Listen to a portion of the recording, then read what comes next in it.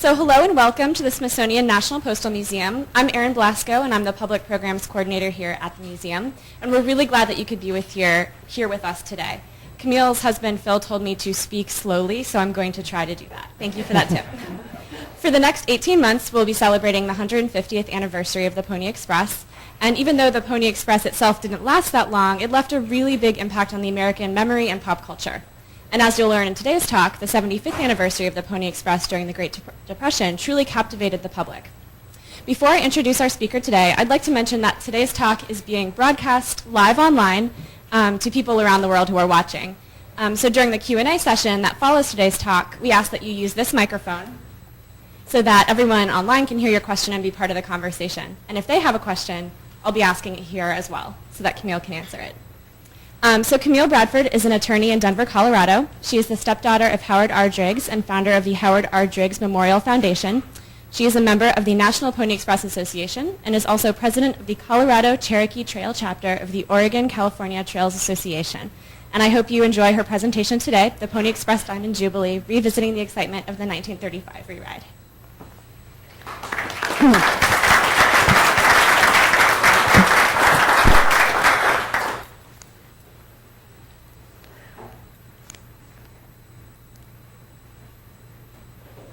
Thank you, Erin.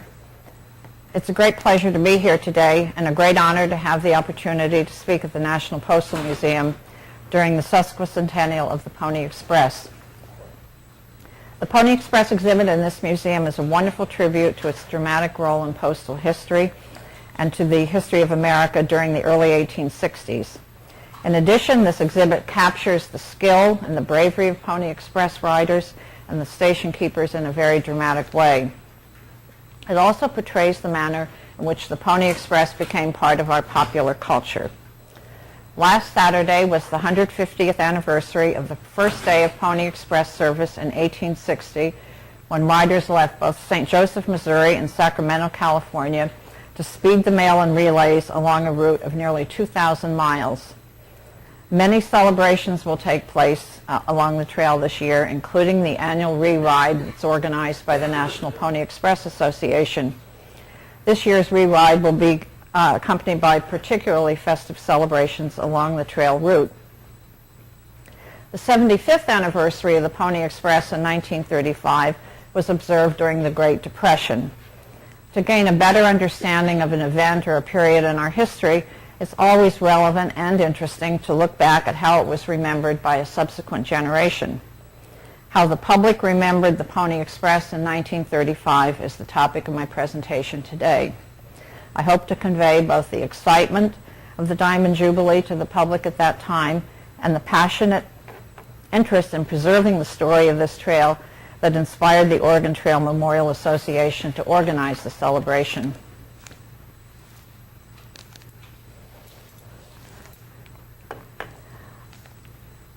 The Depression.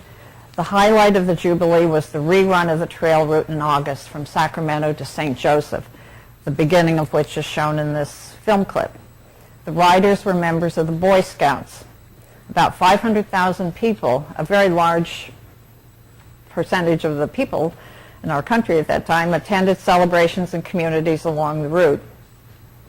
Many state governors and other dignitaries also participated in these events, and the culmination of the rerun was the ceremony on the White House lawn in which President Franklin D. Roosevelt participated.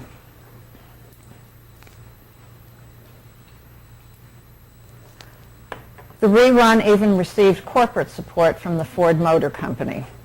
Henry Ford had been a friend of the founder of the Oregon Trail Memorial Association, Ezra Meeker, who had died before the Diamond Jubilee, but he remained a supporter of the organization, and the Ford Motor Company provided this vehicle to accompany the Scouts along the route of the rerun. To enhance our understanding of why the public was so captivated by the event in 1935, it's interesting to look back at the Depression era and see what other things lifted the spirits of the public. This museum currently has a fascinating exhibit, Delivering Hope, FDR and Stamps of the Great Depression. This exhibit demonstrates how President Roosevelt used stamps to communicate with the American people. He was a stamp collector himself and understood the power of visual imagery and how stamps could be utilized to convey messages of hope and optimism. He became very involved in the design of some of the stamps to ensure that the visual images were consistent with the positive messages of hope and optimism that he wanted to convey. The museum has noted that he became involved in selection of colors for the stamps, feeling that softer colors on some of the stamps might facilitate a more positive reception of the message of the stamp. They breathed optimism into the nation's beleaguered soul, the exhibit notes.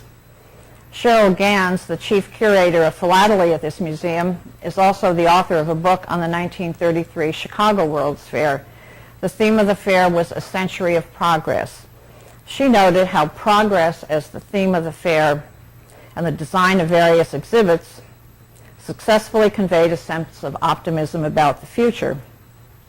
The final speaker at the closing ceremony concluded his remarks on a very upbeat note about the impact of the fair. Were we to live 1,000 years, we would never forget it, for it lifted our spirits, restored our souls, and brought us hope. The exhibit in this museum summarized it very well in noting that millions escaped their daily concerns by visiting the fair, where forward-looking exhibits allowed them to believe in a better future. The construction of major projects during the Depression, such as the Empire State Building and the Boulder Dam, which is now known as Hoover Dam, became symbols of progress and optimism about the future during this time.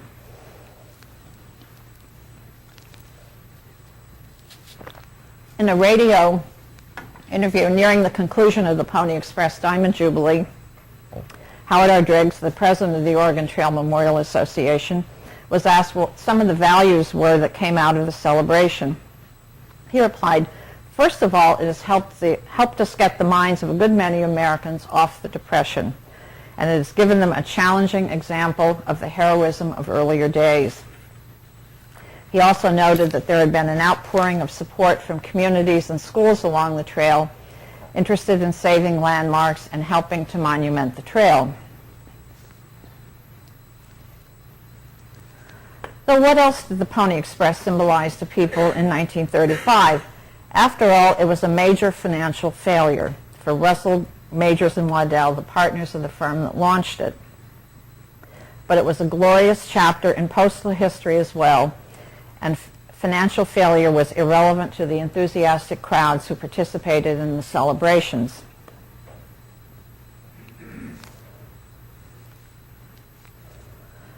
To understand the significance of the Pony Express to the public in 1935, it's also important to recall the history of the period in which it operated. In the mid-1800s, there had been a large migration to the West, partly as a result of the gold rush. People in the West longed for communication from back home.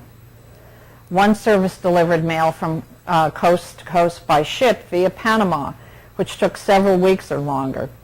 This was before the Panama Canal, and mail had to be transported over the isthmus and reloaded onto another ship to complete the voyage to California. Cross-country delivery of mail within the United States could also take as long as a month. The telegraph was in its early years and not yet completed coast to coast. In 1860, the country was on the verge of the Civil War, and the need was recognized for speedier service to keep communication with the West alive and keep the people there aware of what was going on and hope to maintain their allegiance with the Union. In 1861, the Pony Express carried President Lincoln's inaugural address to the West in 7 days and 17 hours, which was a record. News of the attack on Fort Sumter was carried in 8 days and 14 hours. The Pony Express, by bringing the ends of the country into closer communication, did much to help save the Union. This was one of the central themes of the Diamond Jubilee that the Oregon Trail Memorial Association sought to convey, as this slide indicates. The Pony Express operated for only 19 months. When the Transcontinental Telegraph was completed in October of 1861, the service became obsolete, and it was forgotten by many people as the excitement shifted to the marvel of technology which allowed instantaneous communication from coast to coast.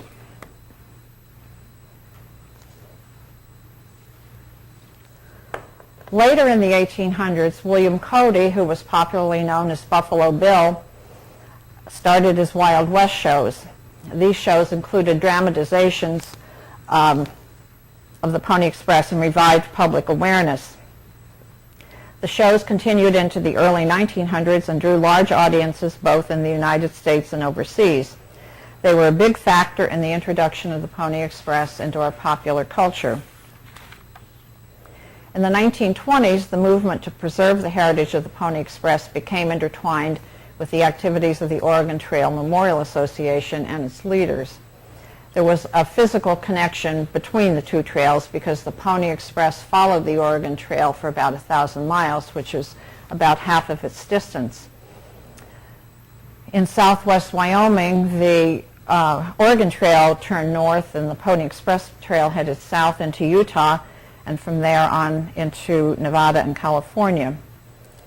Three key figures in the association were Ezra Meeker, Howard R. Driggs, and William Henry Jackson.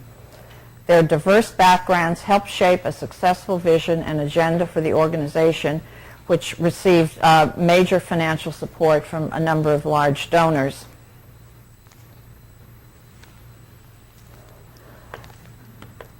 Ezra Meeker founded the association in the 1920s. He was a well-known pioneer of the Oregon Trail himself. He had been successful earlier in the 20th century in attracting public attention and financial support for marking the Oregon Trail.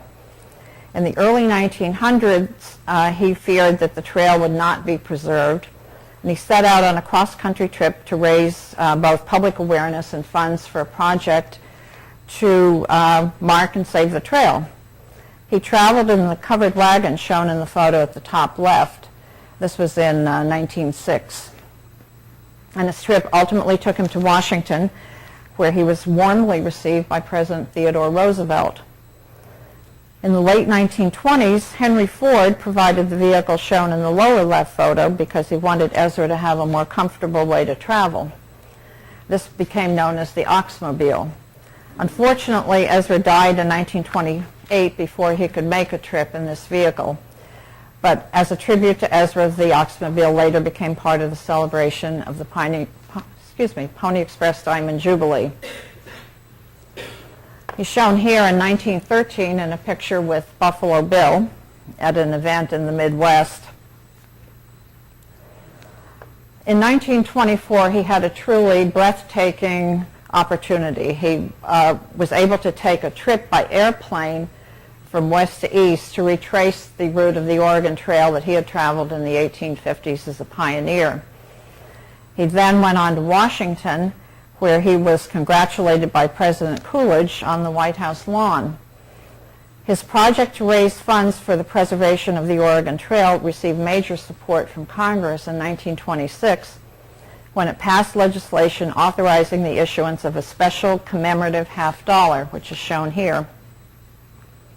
These coins were issued to the association, and legislation provided that only the Oregon Trail Memorial Association could purchase these coins. They paid 50 cents, which was the value of them, but they were allowed to sell them at a profit and retain the profit for the trail-making project. And this was an extraordinary gesture of support from Congress to a private organization. These items still appear on eBay. They're high-value collectibles.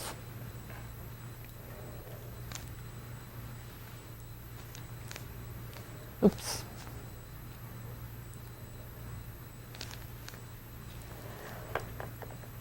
Howard R. Driggs, my stepfather, was well known as an author of books both on English education, his field as a professor at New York University, and on Western history, which was a passionate, lifelong interest that he had developed as a child growing up in Utah as the son and grandson of pioneers.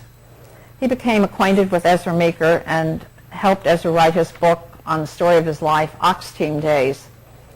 He ultimately succeeded Ezra as the president of the Oregon Trail Memorial Association while continuing his career as a professor at NYU. Radio was in its early years at this time, and my stepfather was frequently invited to appear on programs in New York to talk about Western history. He enjoyed talking about the development of the West and the stories of trail pioneers and Pony Express riders who had shared their experiences with him firsthand. These programs were very popular with the public. In the 1920s, he also once took Ezra Meeker down to the studio with him to tell his story firsthand, and Ezra wrote about it later as a very exciting event in his life. In the 1930s, my stepfather had William Campbell, who was one of the last known Pony Express riders at that time, appear on one of the programs with him. My stepfather and the program originated in New York, and Mr. Campbell participated by phone from California, which was certainly an extraordinary leap in communication from Mr. Campbell's days as a Pony Express rider.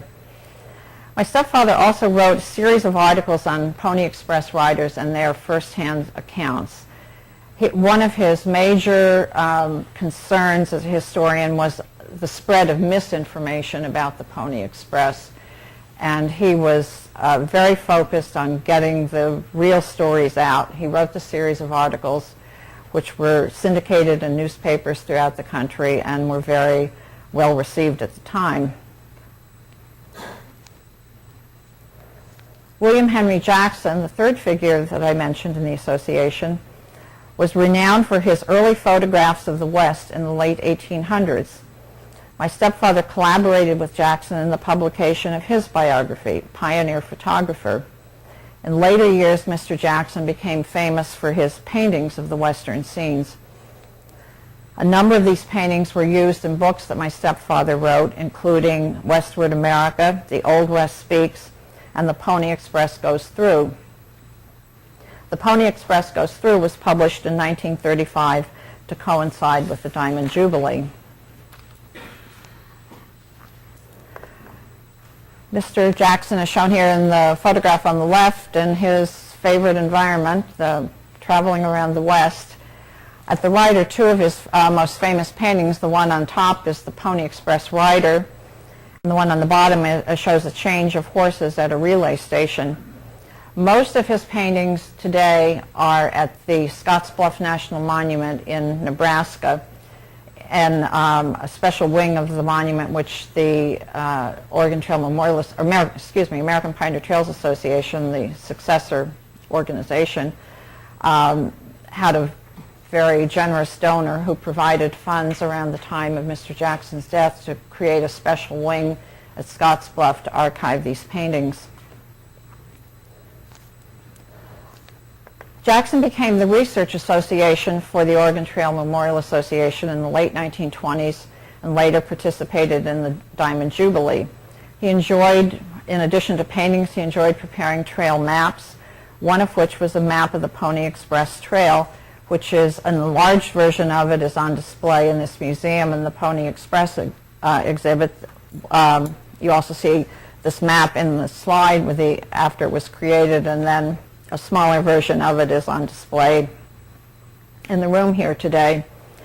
This map was later reissued in 1960 in conjunction with the Pony Express Centennial of the which the American Pioneer Trails Association was the issuer of the map. The decision of the organization to sponsor the Diamond Jubilee was actually conceived in 1930 when the country was celebrating the Covered Wagon Centennial. The organization was the national sponsor of this event. This is the highlight of it, a celebration on July 4th at Independence Rock, Wyoming. Independence Rock was a famous landmark on the trails that people that crossed there as pioneers inscribed their names in the rock, and if you visit there today, you can still see these inscriptions.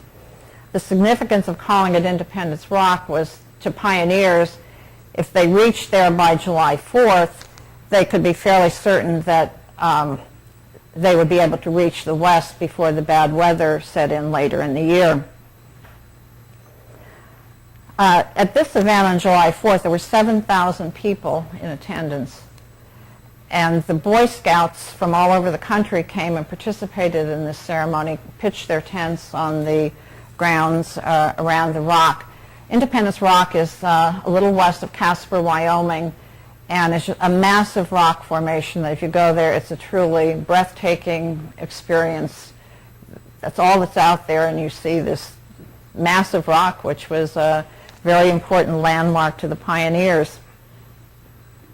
At the time the organization held this event, the recognition arose that something should be done to commemorate the Pony Express 75th anniversary, which was coming up in 5 years. And my stepfather wrote, all of the Pony Express riders, save a very few, had died before 1930. The story and its true outline was becoming blurred, and the records of the achievement were rapidly disappearing. The Pony Express as an epic fact and influence in American life was in danger of disappearing too when the Oregon Trail Memorial Association issued its challenging appeal to the American people in 1930 to reclaim the precious traditions of the covered wagon period. The publication continued, America must again thrill to the hoofbeats of the Pony Express rider of 1860-61. He must again live as the symbol of adventure and daring, courage, skill, and patriotism. His individual feats of gallantry and self-sacrifice must again inspire and entertain us.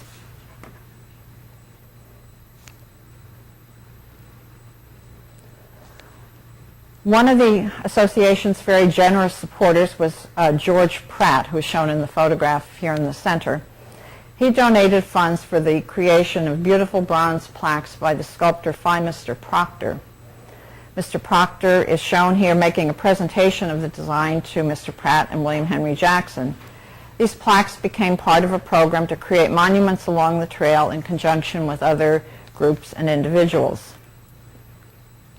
In 1931, this program gained further national attention in a ceremony on the White House lawn. In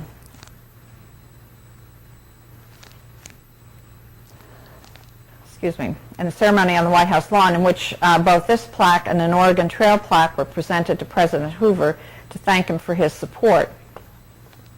The Secretary of the Interior, Ray Lyman Wilbur, is also one of the people who participated in the ceremony.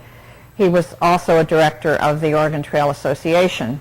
The Boy Scouts in the picture were from a troop in Long Island who had dedicated a marker on the Oregon Trail in memory of the Scouts of yesterday. The monument program continued in the years leading up to 1935.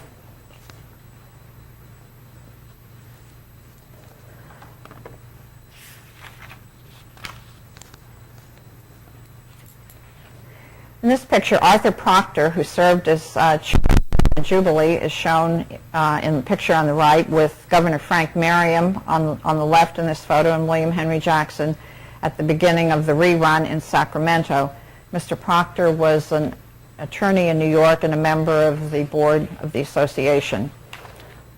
As part of the Diamond Jubilee celebration, Western Union donated this building to the state of California to be a museum and library for the Pony Express. The Pony Express had originally used this building as its western terminal, and later it was used by Western Union as their headquarters of their telegraph building in Sacramento.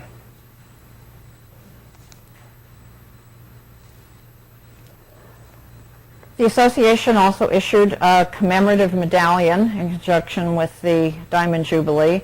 The designs in this were based on paintings by William Henry Jackson, which you'll recall from one of the earlier slides. The picture on the right is the Pony Express rider, and the one on the left shows the change of ponies at the relay station.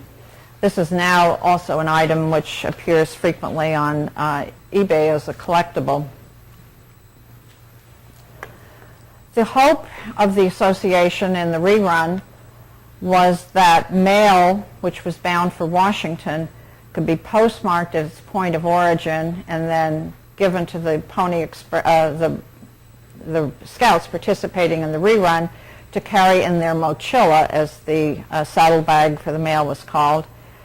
However, the post office would not permit an end run around their regulations. They said once the mail is postmarked, it has to stay within the postal system and it can't be given to anybody else. So that's the way the plan evolved, and this picture shows the postmaster of Sacramento placing the final piece of mail in the bag for the rider to leave with.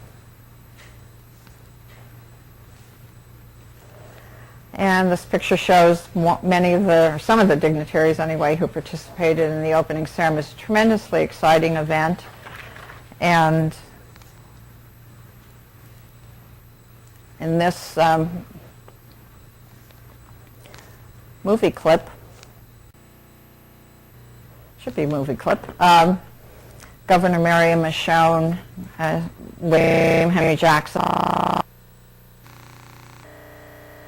and spoke to the newsreel cameras, and off they went.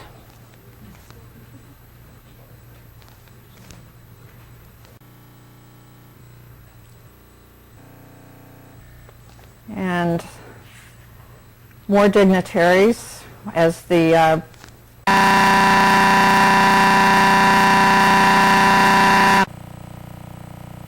provided was used to carry Mr. Jackson, Mr. Proctor, and a physician from Utah, Dr. Stuckey. The need was recognized to have a physician accompany the rerun in case the need arose for scouts to have medical attention. Mr. Jackson was 92 years old at that time, and all reports were that he did spectacularly well, making this cross-country trip by car in the heat of summer.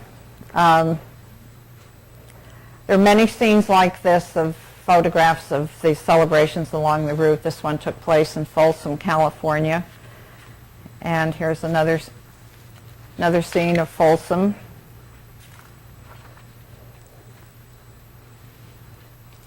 Another scene of a monument dedication of one of the bronze plaques provided by Mr. Proctor.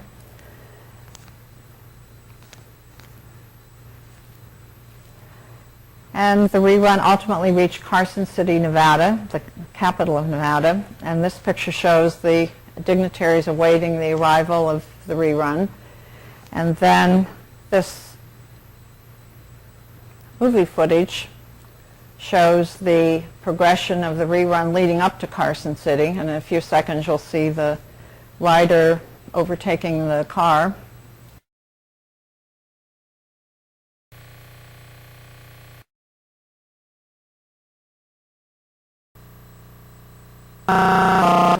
There's the photographs, and somebody read a problem.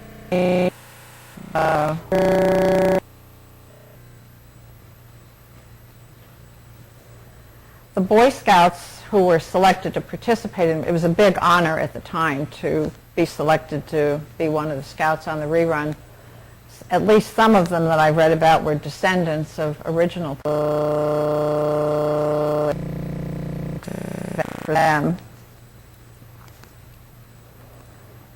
So there was the quick change, and off again. Rerun went through Utah.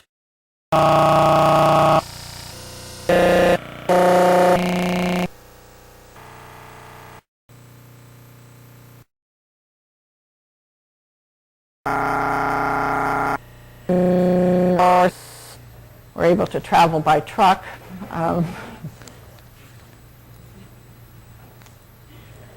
This picture was taken in Rock Springs, Wyoming. It's always interesting to note the very formal dress of the men in those days. Even in the heat of summer, they wore their suits and ties.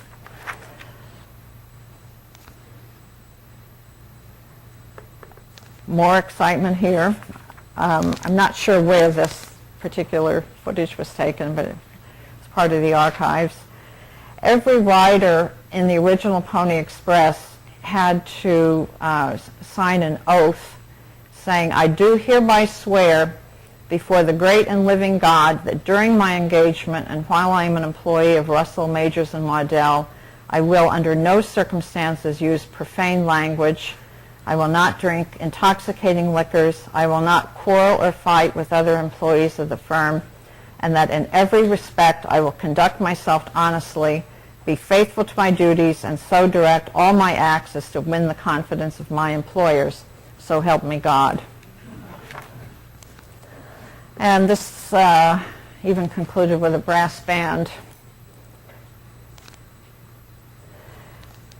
Then from there, the rerun crossed Nebraska, which actually, of all the states in the Pony Express route, had the longest mileage of the route. From there into Kansas, and this was a major ceremony in Marysville, Kansas, in which Governor Alf Landon participated. And from there, the rerun concluded in St. Joseph, Missouri, the original origin of the Pony Express. From there, they had to get the mail to Washington for the ceremony with President Roosevelt. Originally, my stepfather had asked for the post office to provide one of the planes that was used for airmail service to fly the mail from St. Joseph to Washington.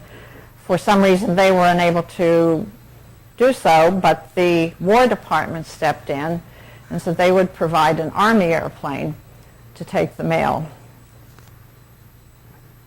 But as you will note, it's had to comply with all the had to have proper postage and never have been deposited with any post office along the route. So this was the plane. That's my stepfather in the middle, and I'm not sure who the person on the left, perhaps the pilot, and I believe that was Mr. Proctor on the right. They flew from St. Joseph to Washington on August 21st, and then on August 22nd, the ceremony took place on the White House lawn.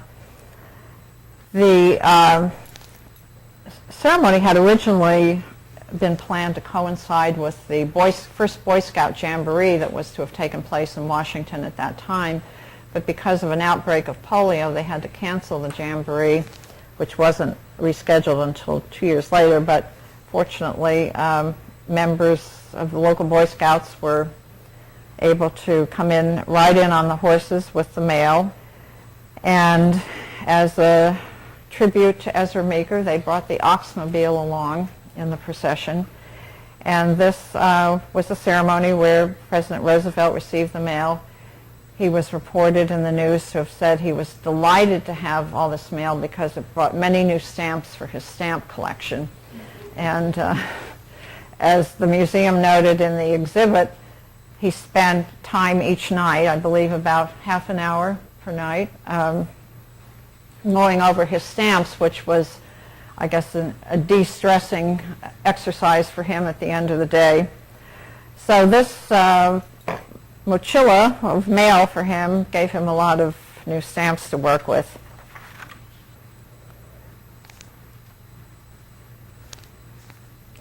So that was the end of the rerun, which takes us back to the original question. How was the Pony Express received and perceived by the public in 1935? And it was remembered for its role in history and the bravery of the people involved in it, and that the obstacles they had to overcome in order to get the mail through. There were several forces at work in the planning of the Diamond Jubilee, which I believe contributed to its success. The Oregon Trail Memorial Association had an impressive background in gaining public attention and support for the preservation of the trails, and the support of both the public and the presidents of the United States at that time and Congress. Mr. Jackson's paintings were very powerful visual images of the Pony Express environment and the bravery and skill of the riders. And just as President Roosevelt had recognized the importance of visual imagery as a vehicle for conveying powerful messages, Mr. Jackson did so in his paintings of the Pony Express. My stepfather very effectively conveyed the drama of the Pony Express and the importance of its role in postal history and American history generally in his books and articles and in his radio programs. And again, radio was a very powerful medium at this time which made a tremendous impact upon people. He received many warm letters of enthusiasm and appreciation after his radio programs, which is very nice, lovely, handwritten letters from listeners he didn't know. One of the letters I've often commented upon to people to appreciate the impact of the new medium of radio was a letter he received from his brother in North Dakota, who said, "I just can't believe that the voice of my brother is coming into my living room." And similarly, letters from other listeners conveyed the excitement of hearing these stories of the Pony Express over the radio. The organization also partnered very successfully with the Boy Scouts in involving them in the various marking programs and celebrations that they had. And it's interesting to note the people who were, the Boy Scouts who were teenagers in 1935, who were, all the writers were teenagers, were people that would have been born in the early 1920s or late teens, and this is the generation that went on to fight in World War II, which itself became remembered as the greatest generation by Tom Brokaw. And it seems very evident that the Boy Scouts who participated in the rerun really appreciated the opportunity to replicate the skill and bravery of the riders of the Pony Express. So that's just a brief summary of what the impact of the rerun was on the population in 1935. The trail marking program of the organization did not stop there, however. In 1938, they inaugurated a new program to mark the trail with plaques, which were designed by Perry Driggs, one of my stepfather's sons, my stepbrother. Each state along the route of the trail received about one plaque for each mile, and various members of the organization delivered the plaques all over the West. In this photo, Harold Dollinger and Harry Peterson, who were two very devoted members, went out on a trek to find these places and deliver the monuments. There are many, many photographs in my stepfather's archive of the trail marking ceremonies. This is one very poignant picture taken in Steptoe Valley, Nevada. Wayne Driggs on the far left was my stepfather's older son, my stepbrother also. My stepfather was holding his plaque in his hand, and John Ellenbecker, a member of the organization from Kansas and one of their colleagues. The same design that Perry had used for the plaques was adapted into a memorial flag, and part of a separate program that the organization inaugurated to find all the graves of the Pony Express riders, the station keepers and the promoters, and to decorate their graves with these memorial flags. And again, they partnered with the Boy Scouts in this program, and at each location where they identified a grave, they would have a local ceremony at which the local Boy Scouts would participate in the marking of the graves. The legacy of the Pony Express lives on today. Later in the 1940, my stepfather wrote, "What has been a successful beginning towards marking every mile of the Pony Express Trail and monumenting every station along the route is just the beginning."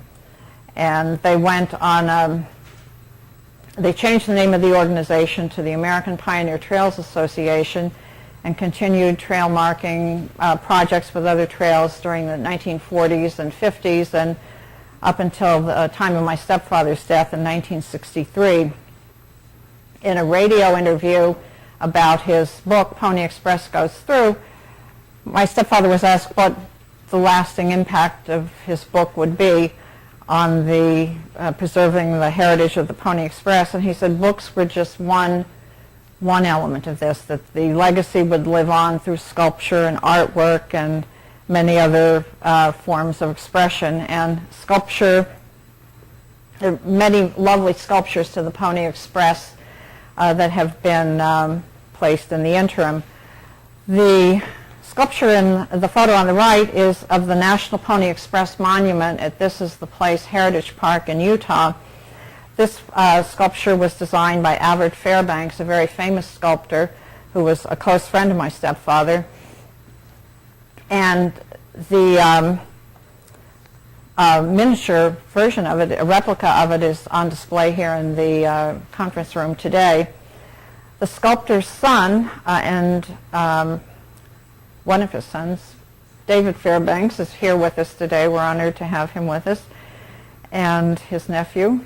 And during the question and answer period, I want to ask David just to comment a little bit about what the Pony Express meant to his father.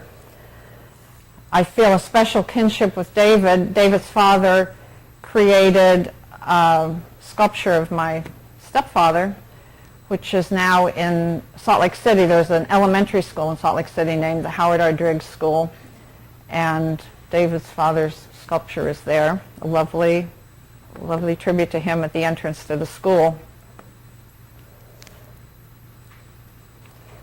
The trail today. In 1968, Congress passed the National Trail System, and in 1992, the Pony Express Trail was added as a National Historic Trail.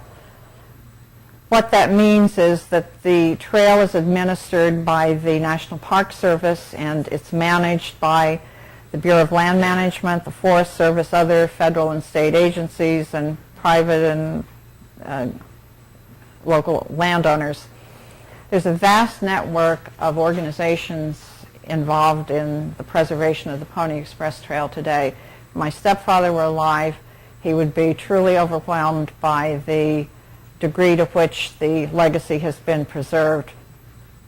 And the comment that he made in the earlier slide that this was just the beginning, I think he would regard today as just a wonderful tribute to the trail preservation movement that started way back many years ago.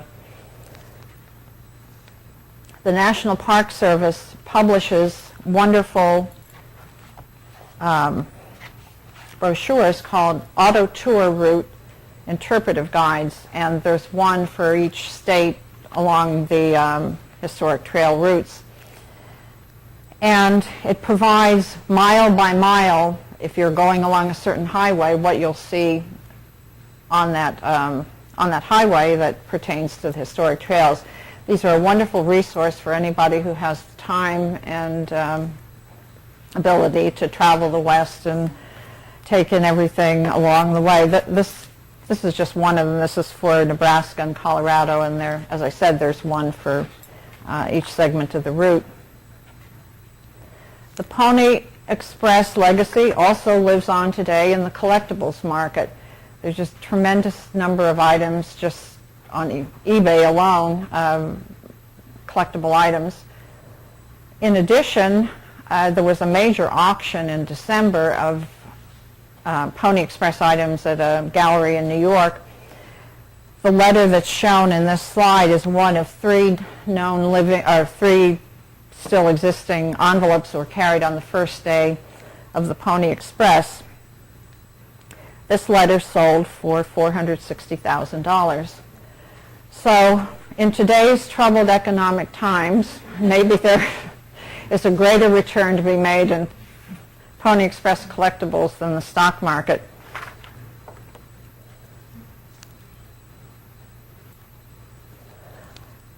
My stepfather's papers are archived at Southern Utah University in Cedar City. He was on the first faculty of this institution when it opened originally as a branch of the University of Utah.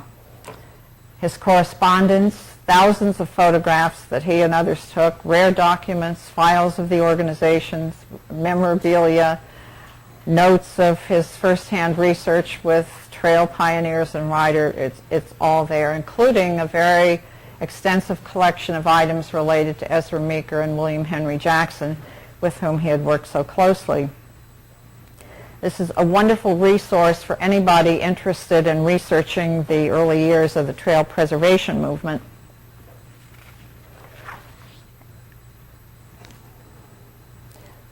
And I want to thank the Gerald R. Sherritt Library at Southern Utah University for the use of the photographs and other material in the Howard R. Driggs archive.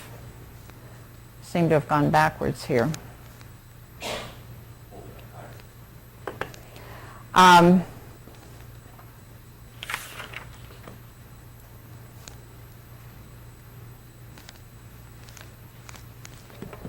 This is the Sherritt Library at Southern Utah.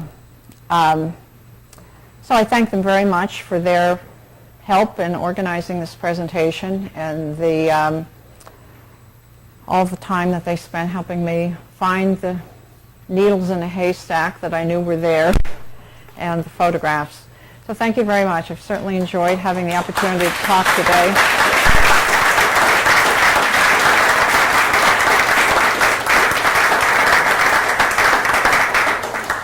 So if you have a question for Camille, if you can just raise your hand and give me a few seconds to run over to you with the microphone so we can make sure that's recorded.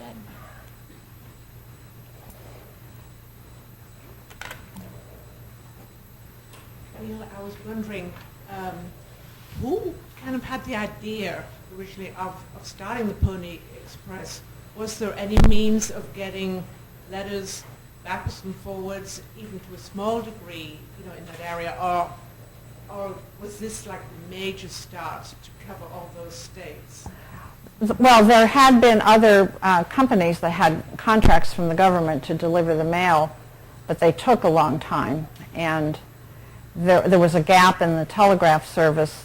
The telegraph had started west to east part of the way and east to west another part of the way, but there was this big gap in between that wasn't served by the telegraph. So when the need arose or the desire arose to have speedier service, the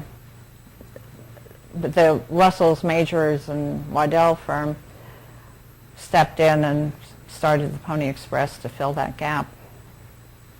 But yes, there were other ways to get mail around, it's just that they took longer.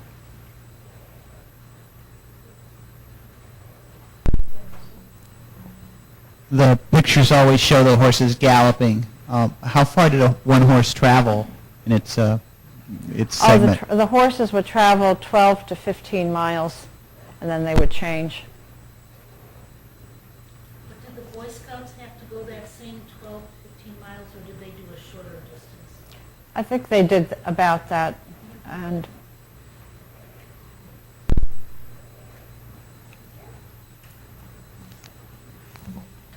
The involvement of the Boy Scouts seems like a natural thing, but I don't think you ever touched on how that happened.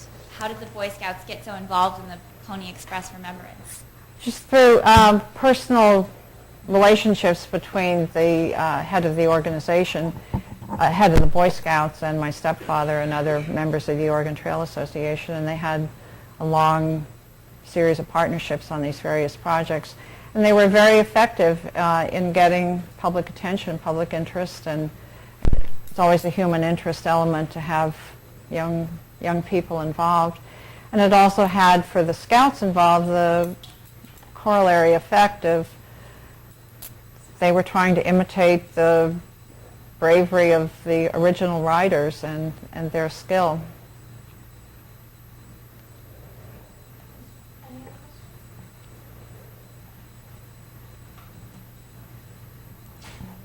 I'm just curious, did your stepfather ever, Howard, did he ever say anything at home? I mean, when you were sitting around, did he ever bring it up and talk about it passionately, about the Pony Express? And I mean, I'm just curious in his personal life.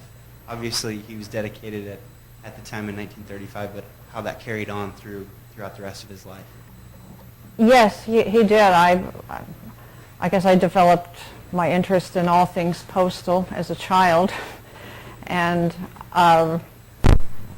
my grandparents and other family members lived a long way from us in New York, and I always awaited the arrival of mail. That was a exciting event to me. This was the late 40s and 50s when that was the only way to communicate. And if we placed a long distance call to my grandmother, that was like once a month. And letters in the interim, I was very excited to get mail. And then reading his books about the Pony Express and the accounts of people he had known, it was just very exciting to me.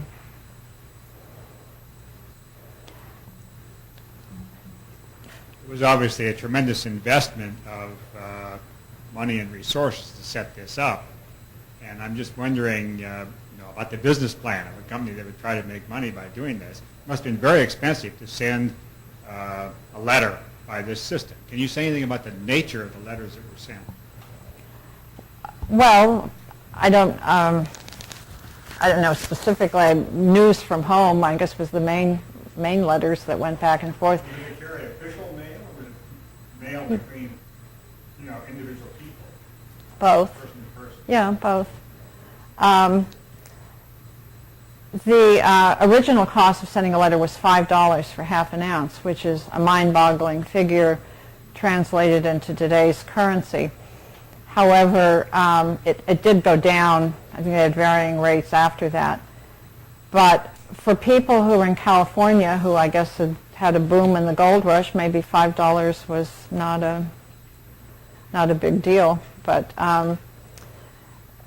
people valued communication enough to spend that money. Any other questions? If there are no other questions, I wanted to ask David Fairbanks just to comment briefly on what the Pony Express meant to his father. And Thank you. If you don't mind using that'd be great. Thanks. Thank you. I enjoyed your talk very much. no, thank you. My father came under the influence of Howard R. Driggs as a young sculptor. Even before that, as a young sculptor, he came under the influence of Ezra Meeker. So between the two of them, they influenced Father in honoring the great moments and the great people of the West, and in fact of America. Father did a Pony Express statue in Reno and Tahoe for the centennial of the Pony Express, and it's the more traditional view that people see of the single horse and rider. But his favorite artistic creation was of the change of the horses. And Daniel is my nephew. He's the grandson of Everett Fairbanks. Would you pick that up and bring it up here so people can see it? When my father returned to the West, for the Utah Centennial, Pioneer Centennial, he created this monument of the Pony Express, originally as a parade float for the Centennial, and you can see it here in white plaster. It was a very exciting piece of artwork for the Centennial Parade, and it was intended to become a monument to honor the Pony Express.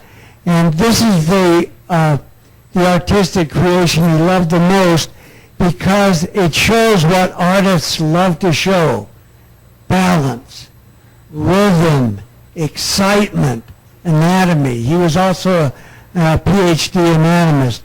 But it also honored not just the Pony Express riders. By the way, they were teenagers, so Boy Scouts were appropriate to rerun it. They were teenagers.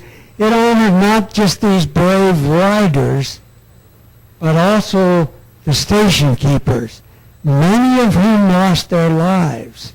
Maybe one or two of the Pony Express riders may have lost their lives. History doesn't tell. But many of the station keepers lost their lives. And so it shows the contrast of the spent horse that the boy has just ridden in on being received by the old man, in contrast to the youth and vigor of the rider and the excitement of the fresh horse. And Daniel, will you turn around and showed both sides of it. So it's a very exciting piece, and Father also loved the symbolism of it because it shows that the interaction, the interdependence of the generations. The young rider counts on the old man to be there, and the old man gives Godspeed to the young rider to go on. An exciting concept. This monument, which was originally in plaster, deteriorated over the years, and then 51 years later, my nephew here started recreating this piece, he and his father, and then from this model and the original diagrams and photographs, we recreated my father's statue now in 9-foot high figures in Salt Lake City and also Casper, Wyoming. So this is the exciting moment, the change of the riders. They had to do this in less than 3 minutes. The boy would come in, the saddlebags would come off, tossed on the new horse that the station keeper had ready and waiting, and the boy would jump on the horse, and off they'd go. Nothing to slow them down. Can you imagine this event, this exciting event occurring, 200 times going across the plains? 200 times, how exciting that would have been for each city or station as they see that boy come in, the new horse, off they go in less than 3 minutes. That was an exciting time. Thank you. Mm-hmm. Daniel is a sculptor in his own right, as well as being a professor in Utah. Thank you.